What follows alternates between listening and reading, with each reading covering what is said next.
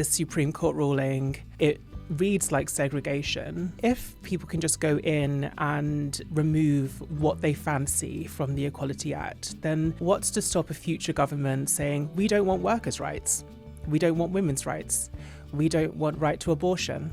If we're saying that people need to start carrying their birth certificate around to prove that they're not trans, then is that really a free state? To carry a certificate to say that you can go from A to B, that's not right. I got asked the other day in an interview if I chased controversy in the early days of my career, and I think I was just naive. We're all young once and we're learning on the job. You really start to understand how distraction works. It's getting everyone to look over there, focus on the bathrooms, focus on women in sports, create a problem that doesn't exist, and then we take your rights away through the back door. But I know, do you know what I think? We haven't met, but I sat near you at the King's Trust Awards one year. Really? Yes, and I remember because your dress spilled over to about 5 seats. That was like, a really big dress. Is major. I know, they actually moved 2 people and I felt really bad. Did they move people for your dress? I think they kind of thought, well, this isn't going to work. This dress is huge. But yeah. It's so good. Well, I'm really happy to meet you properly today. Me too. I've had an amazing time reading your new book and watching your documentary, which we're going to get onto. But first of all, I want to know how you're doing, because it's been one hell of a year, quite frankly, but certainly the last few months have been pretty intense. How's your head? How's your heart? It feels like when people ask me, my initial reaction is, I'm good. But then you kind of have that moment where you're like, can I really go there with somebody? I think in this instance, I really, want to go there, but it's difficult because you don't want to let it rule your life. This Supreme Court ruling is really landmark in the trajectory of how our community is able to participate in public life. With the guidance that followed it, it reads like segregation. And when you've got that looming, it's very difficult to not spiral into despair. So I'm both, really investing in my personal life and pouring myself into my friendships and my career and my partner and my family. And I'm really good in my personal life, but then also this is really tough. So it's a ping pong of, I'm good, I'm panicking.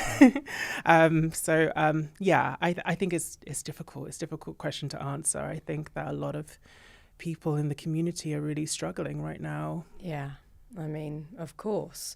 What, with this UK Supreme Court ruling, what are now your biggest fears for the trans community? I think my biggest fear is how this could serve to erase our human rights. Ultimately, the guidance really disregards the Equality Act, which should concern all of us because the Equality Act protects all of our rights, regardless of who we are or how we identify. It even protects workers' rights and the right to not be exploited by your employer.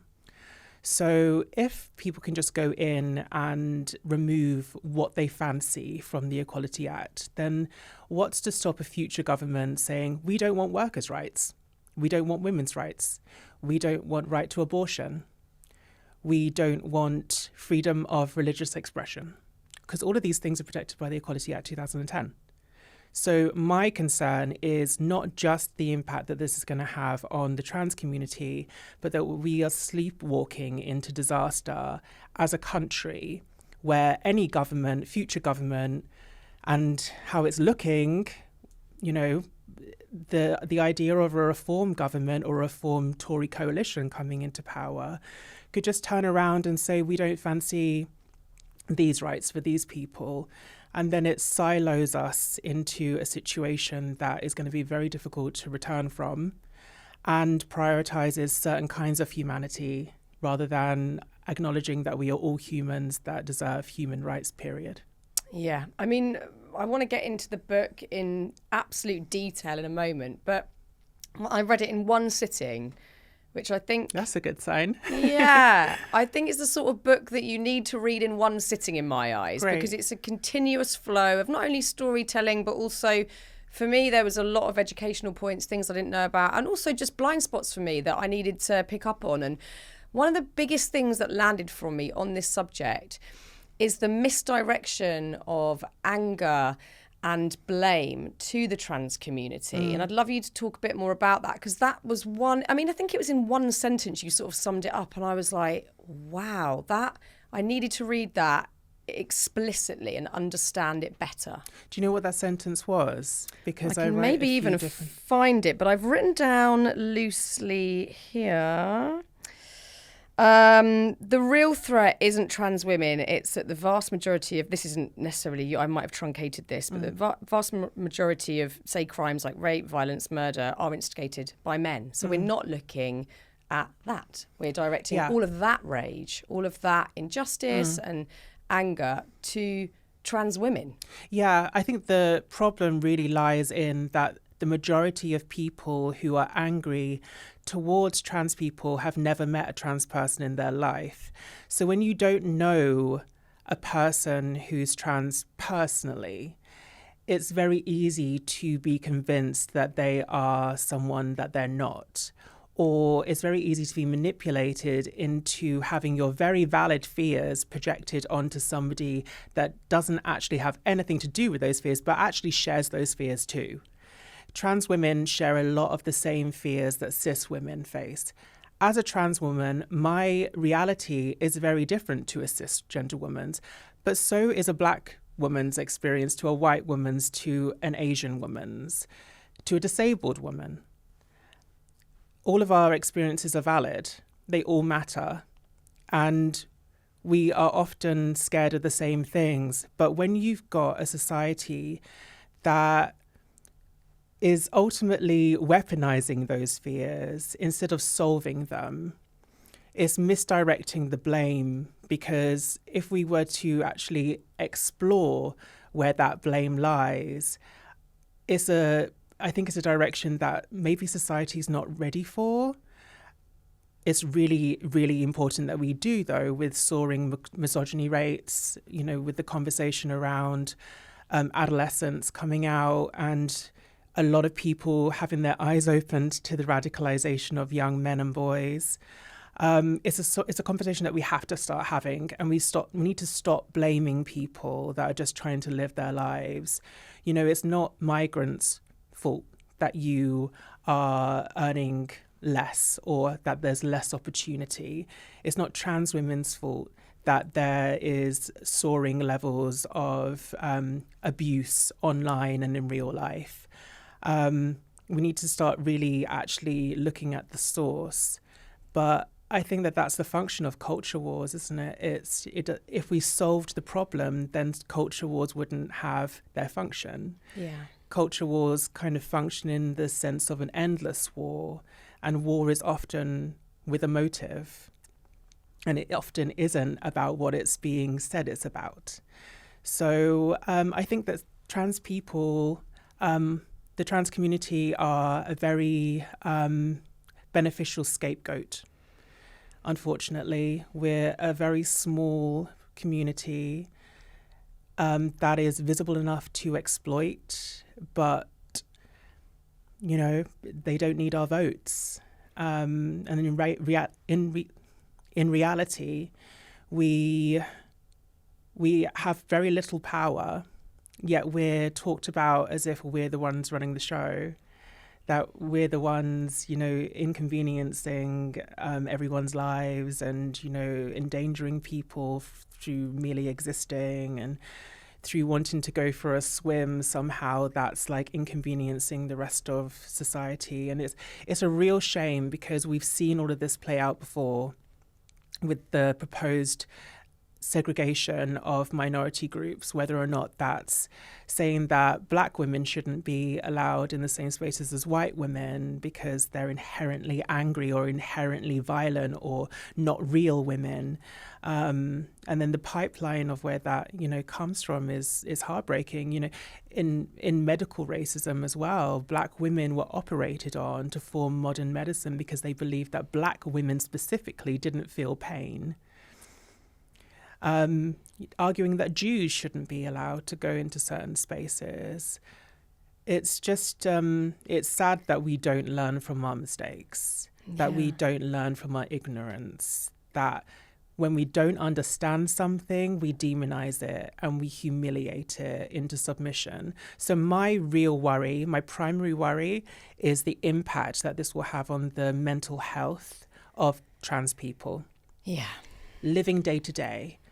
The reality is most people don't know a trans person, and the only trans people that they see are either influencers that are using their platforms or people in the public eye. So they've kind of formed their idea of what a trans person is by a public platform, when the reality is a lot of trans people just want to go and work and like live their life, whether or not that's working in a shop or like, you know, being cabin crew, you know, normal jobs. We're normal people. Yeah. So my worry is ability to function in public life.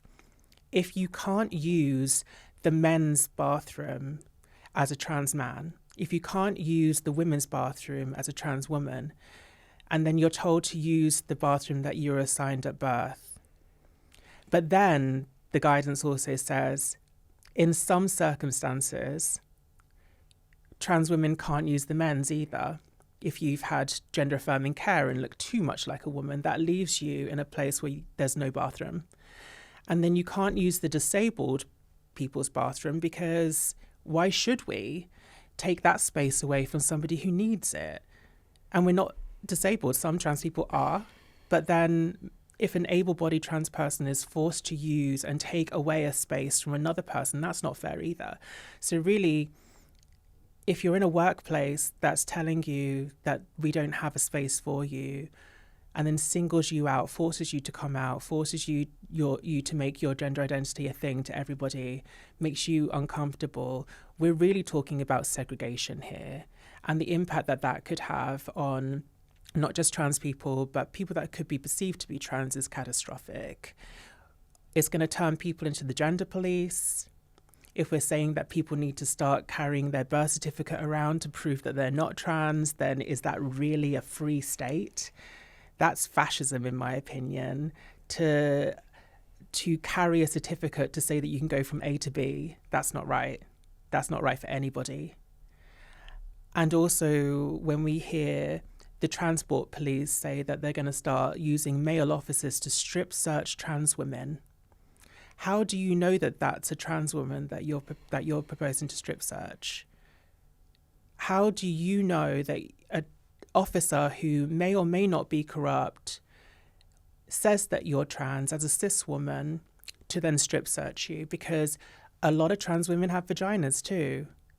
So unless you're looking for a cervix, and I'm pretty sure that a lot of men can't find a cervix because they can't find a lot of other things, then do you know what I mean? It's so illogical. Yeah. All of this is so illogical, and it puts so much power into the wrong hands for all of us. And that's why I'm so adamant that trans rights are women's rights and bodily autonomy across the board. If you don't like the idea of transitioning, don't transition. But it's not for you to say to other people that they can't. If you don't want an abortion, don't have abortions, but don't tell other people that they can't either. Abortion and trans rights follow a lot of the similar trajectories. And I'm so adamant that if trans rights are removed from the Equality Act 2010, then it's going to set a ball rolling in a very difficult direction for all of us. I mean, having to regularly, and this is part of your activism, this is part of who you are as a person, that this is, there's not only passion, but this is survival for you. And you're speaking on behalf of friends of yours, but also a community, and people look to you for that guidance and look to you for that strength and that hope. Talking about your own human rights and having to defend them is exhausting. It's something that many people wouldn't even think about having to do. And here you are having to do that quite regularly. And I'm imagining that takes its toll massively, mental health wise, energetically. Also, I don't have the same lived experience as you, but I can even just feel it sort of being in the public eye, people having opinions about you is draining and can actually send you completely mad. It sent me completely mad so many times to the point where I'm like, why am I doing this? No, it's insanity. And you somehow find coping mechanisms and something, you have good days and bad days.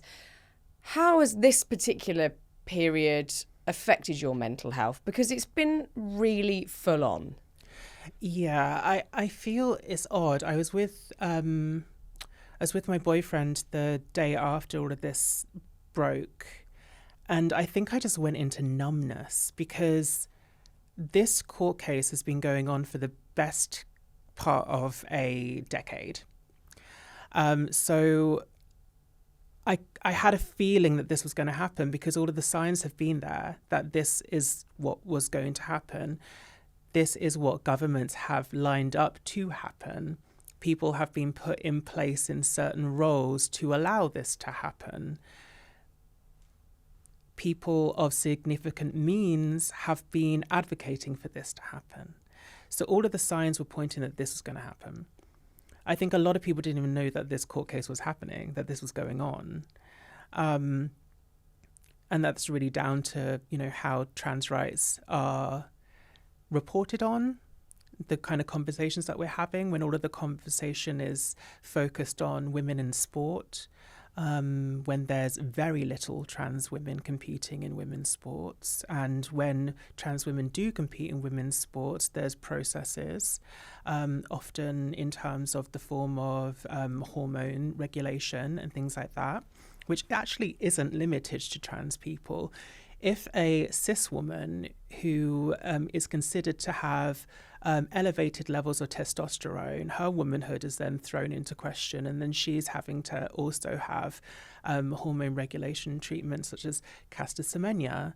And Iman Khalaf, who's also a boxer who was humiliated and is a biological woman. So when all of the focus is on the wrong place, instead of encouraging us to understand what's happening legally and politically, you really start to understand how distraction works. And it's getting everyone to look over there, focus on the bathrooms, focus on the women in sports, create a problem that doesn't exist, and then we take your rights away through the back door. And the same will happen for cisgender women too, I promise. And I don't want that to be a promise. I want it to be a warning, because we are all focusing on the wrong things, whilst abortion, and also not just abortion, miscarriages, could lead to a woman having a conviction, a criminal conviction. Last week, in the press, there was a story about how women who have an unexpected end of pregnancy could be visited by the police. Imagine losing a child and then being under suspicion for an unexpected end of pregnancy after a certain date. And people need to realize that this is all connected. Trans rights, LGBT rights, gay marriage, that isn't as set in stone as people think it is. Abortion and pregnancy rights, and just our right to general safety. When we've got the police, when we've got stories like Sarah Everard being murdered by Wayne Couzens, and it just really actually not making that much of a difference in how we talk about policing. When we've got Brianna Ghey, a 16-year-old trans girl, stabbed to death by her classmates, and somehow that isn't a red line for how people talk about trans people. How bad does it need to get before we actually start thinking this is a horrendously violent place for all women and girls, and we are focusing on the wrong things? So I've really kind of steered away from talking about like my mental health, because I don't know, I mean, I feel like I've got a responsibility to my community, And I feel like a lot of trans people are forced into the position of being an activist. And I don't know if that's, I feel like I want to be able to be of service for my community. And yeah, it's scary because I feel like it's, the stakes are so high now. I didn't get into, when I first came into this industry, I was really just talking about our, increased visibility and representation and like respect in public spaces. And somehow we have gone from visibility and respect and representation to being somewhat talked about by people in positions of power as potential attackers of women and girls, even though there's absolutely no statistics to suggest that that is the case. It also doesn't make any sense, because why would a man, a cisgender man, pretend to be a trans woman in order to get access to a women's space when trans men exist? And he could just pretend to be a trans man and then say, no, I was assigned a woman at birth and I transitioned to become a man and I'm in this space, which is by this logic, the right space to be in. It's misogyny. The focus on trans women is misogyny because it doesn't line up. None of it lines up. I mean, with, you've touched on... I didn't even answer your question, sorry. No, do you know what? You did, because also I think feeling numb is, in my experience, shock. And even though you might have a feeling it's coming and you've seen the signs and you're obviously completely on top of how these things are flowing and how they might turn out, I think numbness is shock. It's like your body's way of going, I can't compute this. I can't process. It's one thing knowing it's coming, and then it's another thing when it actually happens. I guess it's like similar to Roe versus Wade. Like you know that the threat is there and somewhat process that it could happen, but then when it happens, it's like... Yeah, you can say crap. I was going to say something else. I feel like, I've had my major depressive moments in advance because I felt like this is a moment where I'm going to have to step up. And that's full on, because people will look to you to step up in a moment like this in time. And, watching the documentary, you've got this amazing documentary coming out, which... it's so cinematic and beautifully made. I DM'd you on Instagram directly after I watched it because I was just like, this is so powerful. And again, not only do we get to know you better, but it explains so much. It's called Love and Rage, and it's just really beautifully done. But we see you in burnout. We see, you talk about after Pride, feeling so burnt out and like you had nothing more to give. What is that balance to you? How do you keep a check on how much you're giving away, how much of yourself you're willing to put out there? Because every time you want to go out there and say something, yes, you're going to have people who are going, thank you, I understand, I'm learning, or thank you for speaking up for me. But there are obviously going to be people that say the opposite. And you're quite used to that by now, but it doesn't make it any easier. I don't think you ever really get used to it. I think it's hard. I think you stop looking for it, and I think that's the difference. Like you're never going to get used to someone screaming in your face that you suck and that you're barely human and that you deserve to die, and like that impacts everybody. But I think when you're in the public eye, you stop looking for it. You stop like searching your name. You stop concerning yourself with the opinions of people who don't care if you live or die. Like, why would I? It's like you severed the abuse in a way. I'm not very good at knowing when to stop. Yeah, I bet. If I'm honest. Because for a very long time, I was the only trans person of colour with a platform in the UK. And for a while, I was actually one of the only trans people who was getting certain opportunities in the mainstream. There weren't hardly any, I mean, there wasn't really influencers when I first came into this industry, and there definitely weren't any trans influencers, and trans people weren't working with fashion and beauty brands. I was one of the first to do that. And I'm really proud to have opened a lot of doors for people and not pulled up the ladder after me. Whenever a new whenever a new girl comes on the scene, when there's a young doll, I'm always like, let's have lunch. Oh, yeah. I want to be a big sister for you in this industry. And like, we're all different. Not all of us see eye to eye. We have our little like spats. But like, you know, that's like girls. Yeah, of course. Like, but like, I want people to know that like I ride for the dolls, I ride for my sisters. And as soon as a girl is in the industry, I'm like, you need to know that this can be hard. Yeah. Especially as a woman, but then you add being trans on top of that, and like there's a misogyny that is not accepted for cis women. But trans women our womanhood is really, the stick that is used to measure our womanhood is largely along misogynistic lines. So we understand, I mean, I said this example to my friend the other day, like hair on a cis woman's arms, it's normal to have hair on your arms.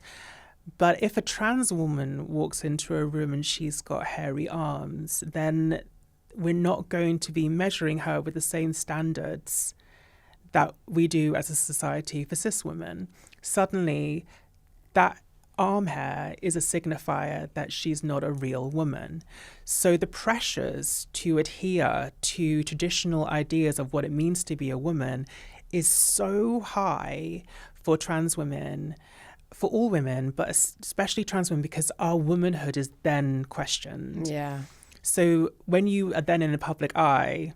Oh, times it by a million. Yeah. So I just always want girls to know that I'm there for them. I mean, you say in the documentary that, you know, and I'm sure this is partly, probably largely, because of your public persona and the fact that people are looking at you and, you know, whether on a red carpet or a documentary or on a podcast like this, that your presentation is ultra feminine and it's like a suit of armour that you wear. But in the documentary, you know, we are seeing you at home in joggers, no makeup, hair scraped back. Did watching that back make you feel vulnerable, or like you were having to show a part of yourself that felt slightly uncomfortable? You know what, actually, I think it was really good for me, because up until that point, I was so regimented about how I would allow people to see me. And working with Olivia Cappuccini, who is the director of the documentary, she really was just like, enough of the bullshit. I was like, can't I just put on a little bit of foundation? Get the ball gown off. Come on. And like, you know what, like both sides are me. Yeah. But I have just been so battered down by the media, especially in the early days of my career. And just some of the things that have been said to me, I think I just went into this kind of mode where I was like, I'm never going to let people see me sweat. And that includes, I'm never going to like not be polished. Because I don't know, I think, yeah, it was a defense mechanism, and it is a defense mechanism. I write about it in my first book, actually, about how this is not just like kind of something in women's heads. It's a social condition. If you look at women who read the news, they did a study that people are less likely to take or believe what the woman who is reading the news is saying if they find her unattractive. Wow. And also, it doesn't just stop there. In court cases, if a woman has been attacked by a man and she is deemed unattractive, they're less likely to believe that she's even been attacked. And I guess then when you understand that, you understand like public perception. I guess that there's a sense of, you know, that my life is going to be easier if I look a certain way all the time, because this is me, but I probably put on the armour more than I need to sometimes. But it can be both, can't it? It can be, you know, I love putting makeup on and putting a nice outfit on, but equally, especially in this environment, you know, I don't want to be on camera not feeling confident and like myself. So I think it's kind of, for most women, it's both. It's like, it is a suit of armour, but also, oh, it's so fun and I love it and it makes me feel good. I think it's also like perceived differently when you're trans, but like, ask any woman to go into the workplace without any makeup on, and like see how she would feel. Ask any woman to not shave her legs and then go on a date and see how she would feel. Like, we all do things that maybe we're just like kind of programmed to just do. But yeah, when I was filming without makeup on, I was like quite self-conscious. Watching it back now, because we were filming for 3 years, and now I feel like, you know, that's younger me. And I don't feel like, you know, I'm looking back at her, knowing everything that I went through. You know, I lost people. I lost a person who I loved incredibly. And then I've got a tremendous amount of guilt about, because in that relationship, I was the less emotionally mature person at the time. And I felt like, you know, you sometimes look back at relationships, and, you know, a lot of my relationships, I'm the more mature one. I'm the one ready to be loved. I'm the one ready to love. And then suddenly I was in a relationship with another trans woman, and I couldn't get out of my head, what does this mean? Who am I in this? Like, and I think a lot of it was like my inability to love my own transness in those years. Yeah. And I found it like extremely confusing to fall in love with another trans woman. And also, you know, I feel like another woman.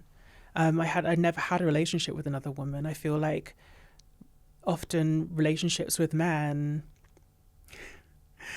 like, emotional immaturity, it comes part and parcel a lot of the time. And, you know, I'm the one having to like kind of give and give and give. And I didn't have to give, I just had to be. And I felt like that was really uncomfortable. And I just felt when we broke up that I didn't give her what she deserved. And then we grew apart. She moved away, and I got into a different relationship. And then I heard that she passed away, and I just found it really difficult. Like, grief comes with guilt, it comes with anger, it comes with sadness, and it was tough. So when I look at myself in that documentary, I don't care that I'm not wearing makeup. No. I feel like I want to hug myself, because it also just puts into perspective that life is really hard, and my life was so tough in those 3 years that wearing makeup or not wearing makeup is neither here nor there. No. So it was really actually a really freeing thing for me. I love the glam, but I feel like it actually forced me to like give myself a break. Yeah, too right. I mean, that was a particularly poignant story threaded throughout the documentary. And I think when grief is complicated like that, and there's no tying up of loose ends, there's no moment to say goodbye or to say the things that you wanted to say, that's really hard. That's really hard. And I think, you know, what you said there's really important also about your own self-acceptance. You know, we've probably all been through a relationship like that where we didn't like ourselves, we weren't accepting of who we were. Where would you say you are with that today? So, do you have a tissue? Yeah, of course. We did have a whole box. Here we go. Look, there's a toilet bowl here. You take your time as well. Thanks. Yeah, it's full on. And it's full on to talk about that relationship. It's hard. You know, publicly. It's a lot. It's a lot. Sorry, I zoned out. What was the question again? No, don't worry. You take your time. Well, I think it's really around, you know, because you've got that piece of footage to look back on now where you can see your growth. That's why I also enjoyed watching it, because we see, it's not like, oh, here I am and I've got all the answers and I've sorted everything out. You know, none of us have. But you see your journey through it. You see your growth. You see the ups and downs that have got you to a place where you feel perhaps more resilient. I'm not speaking on your behalf, but, you know, you can see that, So I wonder where you are with the self-acceptance piece. You know, if you can look back at that relationship and think, I didn't love myself enough and that's why I couldn't be in it. You know, I'm sure most of us have been in a relationship like that. It's ended because we didn't like ourselves, and that was the defining factor. Do you feel accepting of yourself today? I do. I think it's human nature to never be satisfied in different respects. Like visually, like I think in terms of my appearance, I feel like I'm the most accepting that I've ever been. I'm thankful to have accessed a lot of the gender affirming care that I wanted to. And I feel like the best thing for me was beauty neutrality and, you know, just like not resting so much on my appearance and not thinking so much about how I look and just trying to be a lot more present and not thinking about, you know, I wish. And, you know, before you know it, you've wished yourself into being someone completely different that will never be you and that isn't you. So I think a lot of it is about just practicing acceptance, even about the things that, you know, I don't necessarily love about myself, which, you know, will also just constantly happen. You know, as we age, there's going to be things that happen to my body that I don't love. And I don't want to look back and be like, I just really wish I loved myself more and like the way that my body worked and my healthy body. So I've really eased up on myself a lot. I feel like struggling with how I dealt with things in the past has been the biggest hurdle. I got asked the other day in an interview if I chased controversy in the early days of my career, and I think I was just naive. I really actually... Yeah, well, we're all young once, and we're learning on the job. Exactly. And like, I never chased controversy. I ended up in a lot of controversial situations or like situations that were turned into controversies because I don't necessarily think half of them were actually what I was saying. But I was very naive in not thinking how could this be taken by a society that's unwilling to talk about racism? How could this be taken by a society that's unwilling or unused to actually hearing a trans person talk or even seeing a trans person exist?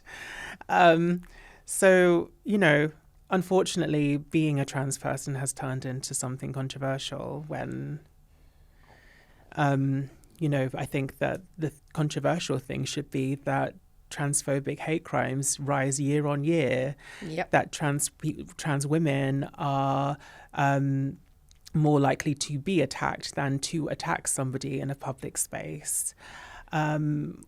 It's just, you know, we're living in the upside down. Yeah. So I don't know. I feel like, yes, I try to just ease up on myself as well. And when I have a thought that moves through my head that isn't that kind to myself, I ask myself where is it coming from rather than just accepting that it's true. Yeah. And I think for a long time I just accepted that it's true. I was like, yeah, you really suck. Like you are what these people say about you. You this, that, and the third. And sometimes you're just exhausted. Yeah, we've all got to get better at that. Just going, it's just a thought. Whatever. It's just a thought, let it go. And that's meditation. Yeah. It's like not blocking the thoughts out. It's allowing the thoughts to come through and leave it behind. Yeah. So, yeah, I feel like a lot of the times my unkind thoughts are like anxiety. Sometimes it's insecurity. Sometimes it's because I'm overtired, overstretched, spreading myself thin, and just accept that I'm a human being. And that feeling of like, if I do this, then I'm going to feel better. If I do that, I'm going to feel better. Like that is just kind of like a human urge. Yeah. And it's not because I'm actually lacking. Yeah. It's just because we are all human and these are natural feelings. So I mean, going back to someone asking you that question, did you chase controversial topics or whatever that line of questioning is? Your new book, Talk to Me, focuses around difficult conversations and encouraging us, whether it's in activism or just within your own family, to have those chats. It doesn't have to be about big global topics, but into family scenarios, whatever it might be. I think the British are particularly bad at this. We're not very good at having awkward conversations or tough conversations or confronting people, we tend to suppress and then be very resentful is kind of like the we start a culture norm. war. Yeah. But, you know, very early on in your Yeah. public career, you were forced into, there was no like easing in, you know, like I did a bunch of kids TV and just talked utter shit for years on the telly before I got anywhere near having a deep Shout out to conversation. Digging It. Shout out, we love it.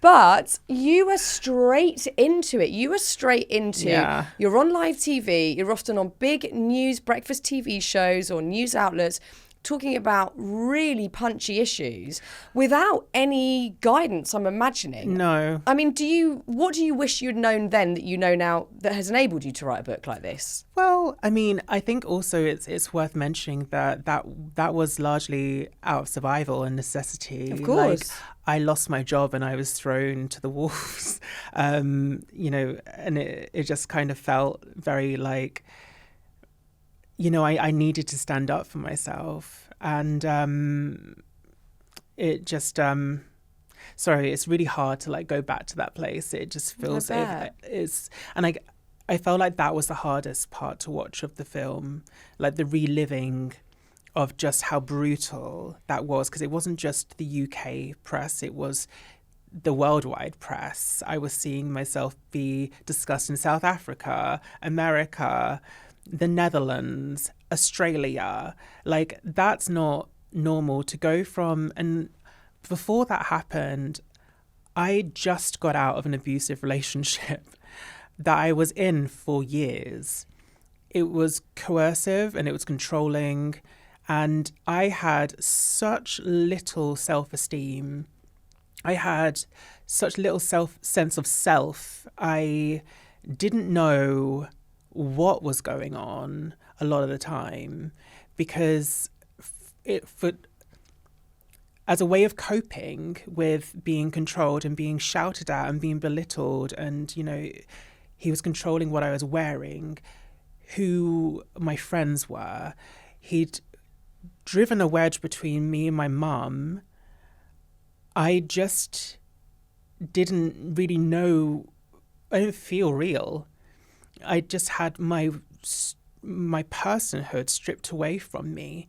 And then I was starting to like build myself back up. And, you know, I booked the job with L'Oreal. And, you know, it's the first trans woman to work with L'Oreal, and like probably one of the first trans women to work with a big beauty brand in the UK. And then it all just really fell apart. And then suddenly all of the abuse from my relationship became the general public and the media. So I really felt like in that moment, you need to fight for yourself. You have just come out of an abusive relationship and now it's the world. I didn't have any other choices. That or give in to feelings of not being here. And thankfully those voices were quieter than they have been in other situations. I saw that moment as an opportunity to advocate for myself in a way that I hadn't been able to advocate in my abusive relationship. I felt completely silenced in that, and I felt terrified of him. And I was just like, I'm not going to let the general public terrify me. I'm not going to let the media bully me or like kind of tell me that I'm an awful person for saying that like racism is a system that's set up to benefit the white race. Like, that's just unfortunately a fact of society that is really uncomfortable for a society that hasn't ever talked about racism. But we needed to talk about it. And then, you know, cut to 2020 and everybody's on that page. And I'm relieved there was an element of kind of like, well, where were you guys in 2017? But you let that go and you're like, okay, well, this is what you wanted in the first place. You can't be resentful that people are now on the same page as you saying what you said. Yes, you lost your job for saying it, but maybe people wouldn't have felt, you know, comfortable talking about it if they hadn't, you know, gotten the ball rolling. And I do think that unfortunately for me was a watershed moment in, you know, opening up a conversation about how we talk about racism in the UK. It's just it was a tough moment. Yeah, I mean, I can't imagine, watching that back on the documentary. It's a tough watch seeing you go through it, and it's fucking awful having people attack you. Like, it's shit. I've not had it in the same way as you, obviously, but I've certainly been on that horrible end of people giving you shit about things, or it feels like it's very noisy. Everyone's saying the same thing to you or saying unkind things. I definitely have my own version of, might feel extreme to say PTSD, but I think at times it's felt like that, where I don't want to do certain jobs anymore. I don't feel safe in certain jobs anymore. I think safety is a key word in this conversation, because you still put yourself in these situations out of necessity again, and also because it's a duty perhaps, but it's also passion, activism, that you still have to go on live TV. You still have to have debates about your human rights. And I wonder for you what the hangover of that is. For me, if I put myself in a situation that reminds me of a horrible time, I go into fight or flight, I feel like I'm leaving my body, I go into shock. I still don't really want to do that. I still avoid certain jobs hugely because it doesn't suit my nervous system and what I experienced. For you, how do you, do you still have those feelings for a start? And if so, what are you doing to cope with those tricky conversations you're having, the questions you're being asked that are really uncomfortable, the stories you're having to tell that might even re-traumatize you slightly? Well, I mean, it's the same. I don't do certain things. Like, I won't debate my existence on television. No. I'm not going on to some of the shows or segments that I went on earlier on in my career, because, I don't know, I feel like also we're in different times. We're 10 years past that. And I feel like, debating whether or not trans people are real, we yeah. Hello. Yeah. So I feel like I won't indulge certain things. And I think that we've all got a responsibility to not indulge those things, because a lot of the time it's actually intentional to get us stuck on something. The reality is trans people are here. We will always be here. We have always been here. It's going to be a long and miserable life for these people that have invested so much in eradicating trans people, because you can't. It's like trying to erase resistance or hope. You can't do it. The natural being of a human is to want to exist. And you can make it hard for people to exist. But I just think that trans people, you go back in time and we were seen in a completely different way. And Indigenous cultures seen as like people that were the most plugged in spiritually, that saw past boundaries and rigid ways of thinking, like the shaman or that kind of thing. And I feel like you go back to the 80s, and trans women are responsible for sparking the queer rights movement in America. I just feel like an immense sense of pride for being trans. And it's not because I think that I'm better or anything like that. I think we should all feel proud of being who we are. I think it's a beautiful thing to be a cisgender woman. And, if you're lucky enough to be able to bring life into this world, I think that's amazing. But I don't think that's all that being a cisgender woman is. I think that we are all individuals. And I think the way that my transness interacts with who I am as a person, I feel proud. And I think that we should all feel proud. But, when you've got the government and the media consistently telling you that you should be ashamed of who you are, you learn. And I think it's a very similar thing. You know that certain spaces aren't safe. So, I won't indulge certain media outlets. I won't put myself in a situation where I'm invited to go and debate on television, whether or not trans people should be segregated or not. It's like asinine, and I think it's extremely insulting, actually. So I don't know. I feel like I try to be a little bit more dynamic. I like to think about how can we push this conversation forward. I like to think about what is actually a constructive use of my time rather than pandering to existing systems. The Supreme Court ruling, actually, with that, no trans voice or organisation was heard. So there was a lot of organisations for cisgender women's rights who are largely anti-trans that were heard. But there was no voice for the trans community, which is so wild because the legal system is meant to be about fairness, and it can't be fair if both sides aren't heard. Even people who have committed murder have the chance to say their piece in court. Trans people weren't even given the same right as a different kind of court case, but still, it's the legal system. Yeah. You should be able to say your bit. So I've teamed up with Good Law Project, which is an organisation that are actually taking legal action in response to what's happening. And we filmed a film that was projected onto the Supreme Court, and we said what we would say if we had the opportunity to say these things. And it went onto social media and it got a really great reaction. A lot of people didn't even know that trans people hadn't had the opportunity to say anything in court. And they were like, this is wild. How was this allowed to happen?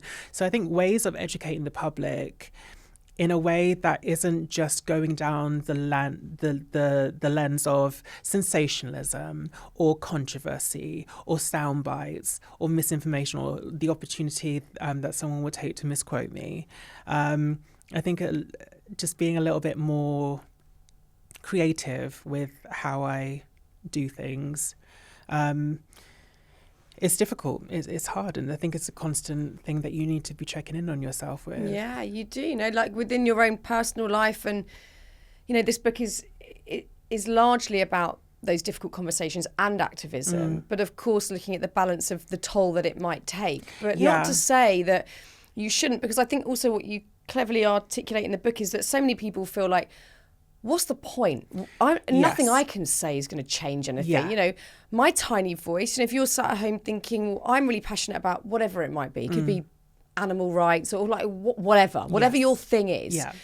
There's no point me saying anything, doing anything, because no one will listen. And I think a lot of people feel apathy towards big systems that are in place because it feels so out of their reach. But actually, two things that you state in the book, which again are like things we know, but we need a reminder of, are like in the 18th and 19th centuries, women could be jailed for wearing trousers.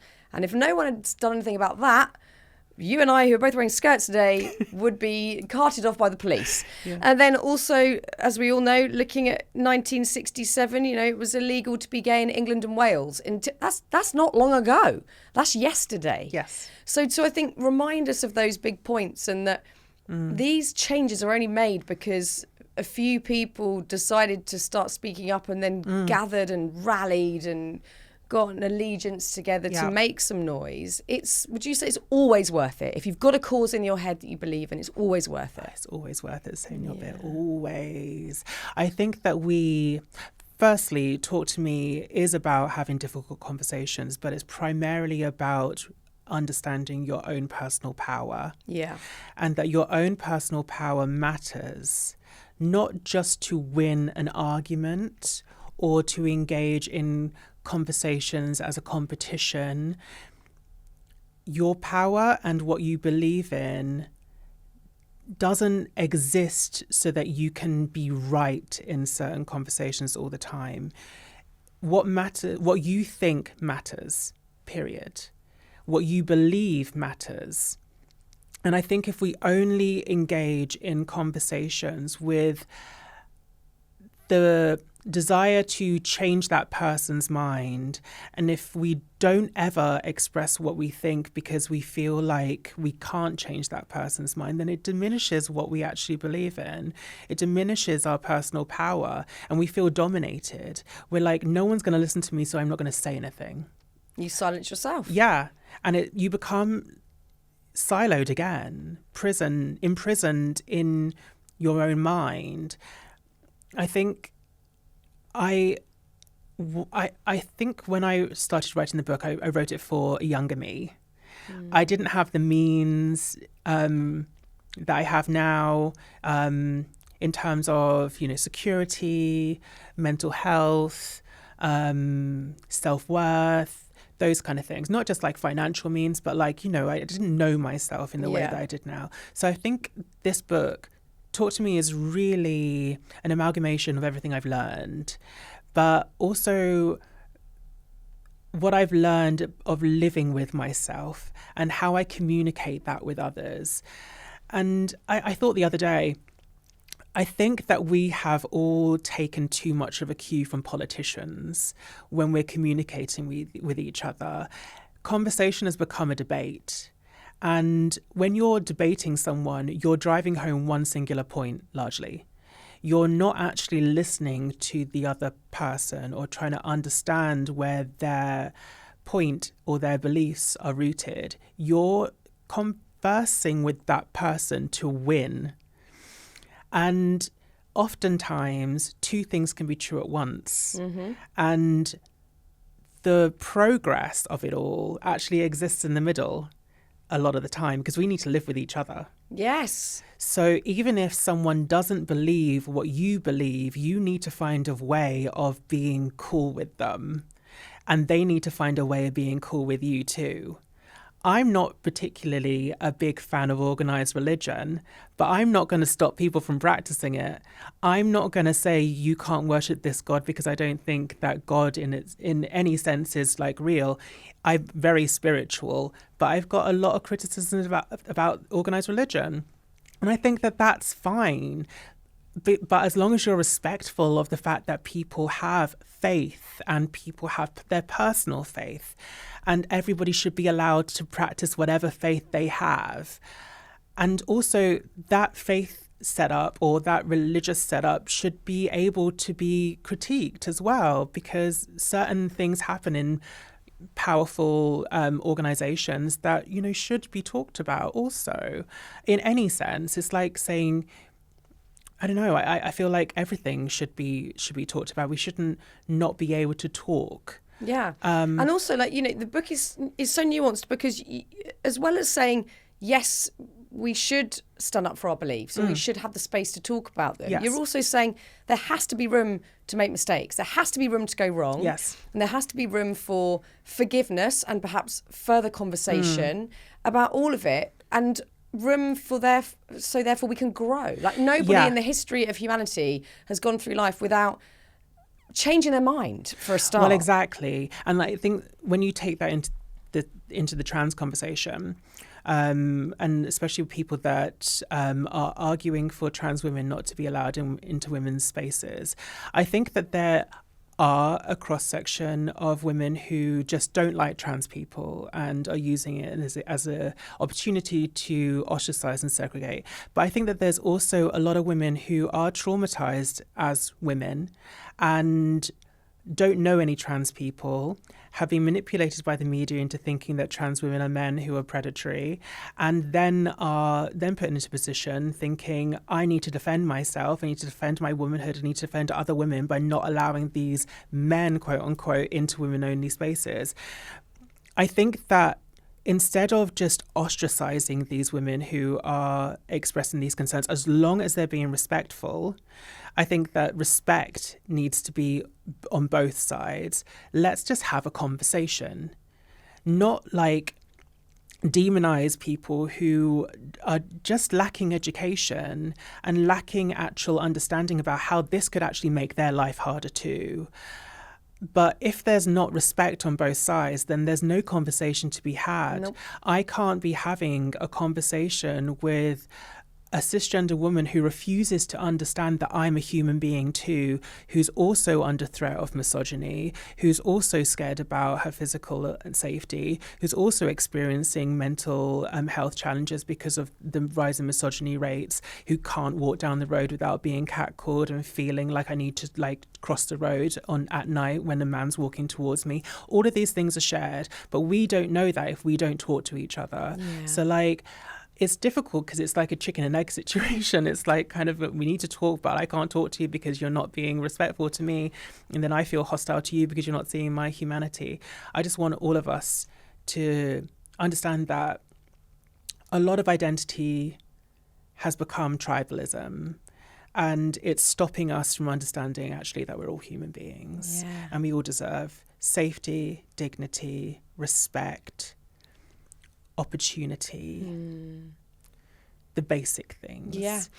I mean, looking at the documentary and having read the book, there is a lot of hope in your voice, even though there's a lot of shit going on, and even though it is a noisy conversation and one that you often find yourself in the centre of, you do have hope. You do have hope that there is a positive future ahead for the trans community. Yeah, I mean, I do. I mean, if I didn't, then I would spiral into despair. Yeah.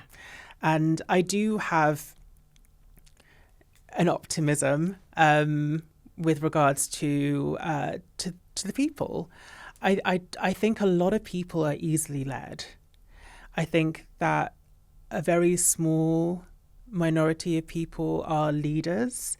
And then I think that an even smaller number of those people use their leadership for good.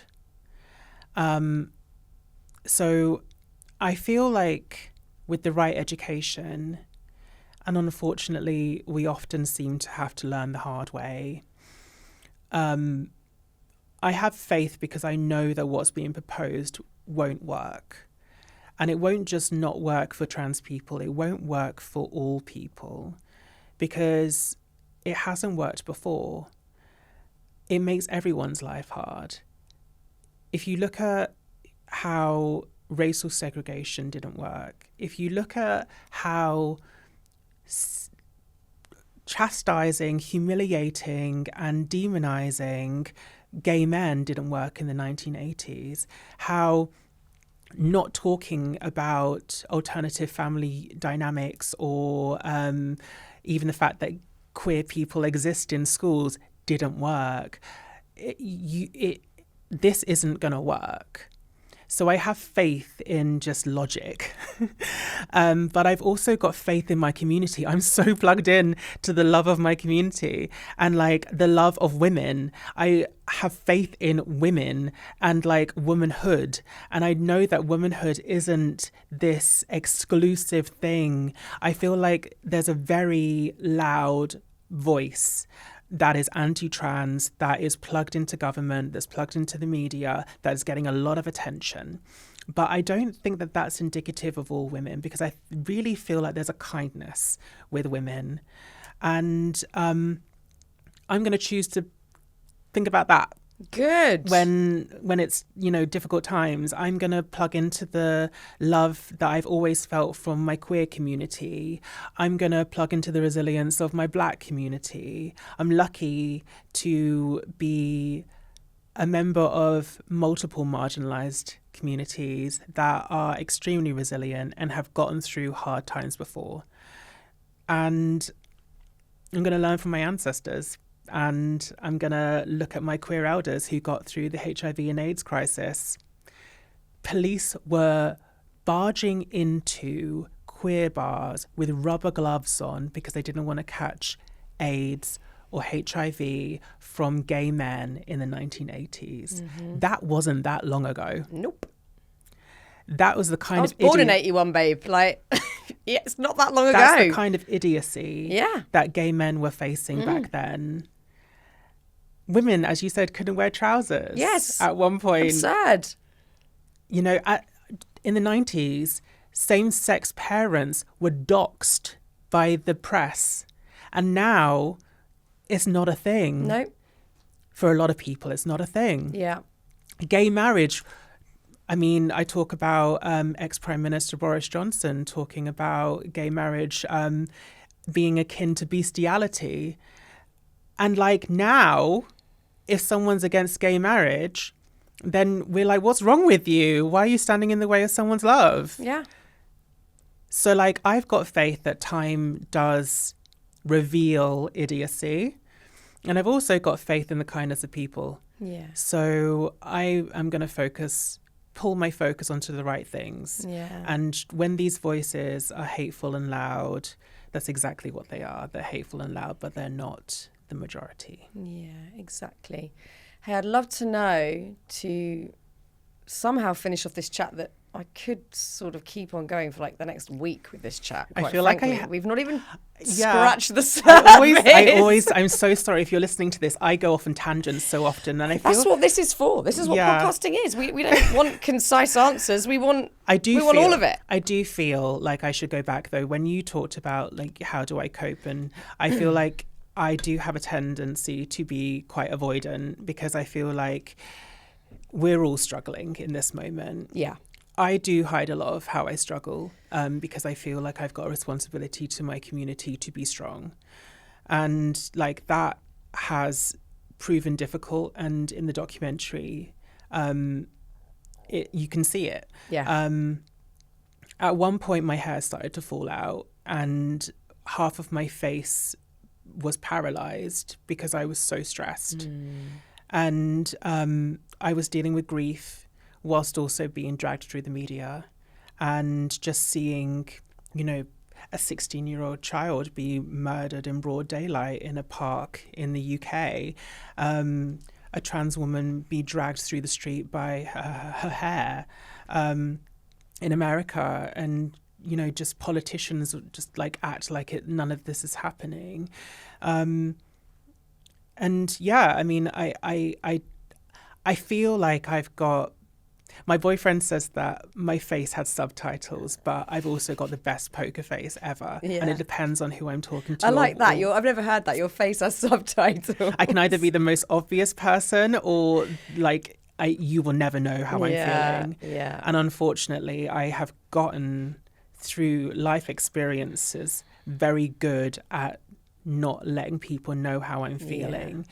People around me can see it as plain as day, but there was times when we were shooting this documentary, like I shot the cover of Cosmopolitan magazine, and then a few like weeks later I was in rehab, like dealing with PTSD symptoms because of everything that happened in the media and also the abusive relationship that happened before it. I didn't have any time to process that abuse because then the abuse was like coming thick and fast through social media and through the mainstream as well. So like, I think it was really around COVID that I started to process everything and then everything became a lot. And then we started filming the documentary. So I think I was processing things in real time in the documentary, and then Ava died and then I crashed. And I was like, this is just too much. Like, I can't give and give and give and give. I mean, battered and battered and battered. And I started having some real serious conversations about, you know, how I continue. How do I be a voice for my community and take better care of myself? And it feels difficult because, you know, this documentary we were filming it for 3 years and we didn't know that this was going to happen. No. It's just the timing. It feels like the best time for the film and like the hardest time for me personally, because I'm releasing it into an extremely hostile environment, which means that it's like really necessary for a lot of people that need to see it. But then also like it makes me feel really unsafe. So I don't know. I think it's a constant. It's like it's a constant check-in, and it's like some days I'll be really good, and some days my anxiety will be so bad that I can't get out of bed. So I think it's just checking in on myself constantly, making sure that, you know, I'm not pushing myself too hard. I've got an incredible team. And I've got amazing friends and an incredible boyfriend. So I lean on them a lot. Yeah, good. I don't have anybody in my team that's encouraging me to do things that, you know, would be to the detriment of my wellness. No, good. It's so important. You just got to keep checking in. Daily inventory. How am I doing? What's going on? Where would you say your happy place is? My happy place... I mean, it has to be home. Yeah. With your cats. I've got 2 cats and 2 dogs. I love your cat. I'm a cat person. So when I saw your cats on the dock, I was like, okay, we need to hang Yeah. out. These what's that? Is it Sphinx cats? They're 2 sphinxes. They're different kinds of sphinx. They are incredible. I know. One of them looks like like the alien emoji. I'm obsessed with that cat. When I She's saw so it, I was cute. like, this is my dream cat. She's my alarm clock. She's an absolute nightmare. And now that it's summer, I forgot that when it's summer, she wakes me up even earlier. Yeah, like 4 a.m. I'm hungry. Just like, girl. So yeah, but I think it's at home. Yeah. It's doing really normal things. It's like ordering takeout, like girl dinner, Indian, Yeah. Chinese, picky bits, Love. film, Yeah. friends, animals trampling all over us, Yeah. like gossip, getting the tea from your girls, getting the gays over, getting the tea from the gays, because that's the good tea. That's the good tea. But I don't know. I just, very basic things. I've set up my life. I've got a very full private life. And there's a difference between a private life and a personal life. And when you're in the public eye, you need to make sure that you've got a very clear distinguish between the two, because there's elements of my personal life that I'm willing to share, but my private life is off limits. Yeah. And I have filled that with love. Yeah. And, I'm lucky to have parents who understand. And I didn't want them to be part of the documentary, and they didn't want to be part of the documentary because they understand that I need that private life. Yeah.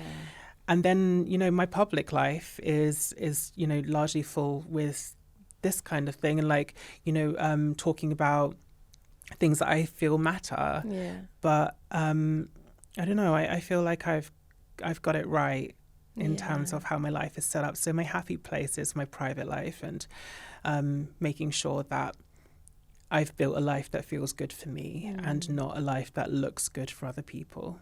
Yeah, that's so important. Doesn't matter what anyone else thinks your life is like or looks like. It's if you're content, if you're happy, that's all that matters. Make sure you've got people that allow you to be messy. Yes, too right. Well, look, as I said, I thought the documentary is just incredible. I love reading this book. It's really motivating. And it means so much that you like it, because I really respect your opinion. I love it. I don't like it. I love them both. And it was just a joy to read and a joy to watch, and just wish you all the success with both of them. Thank you so much, Munroe. Thank you, Fearne.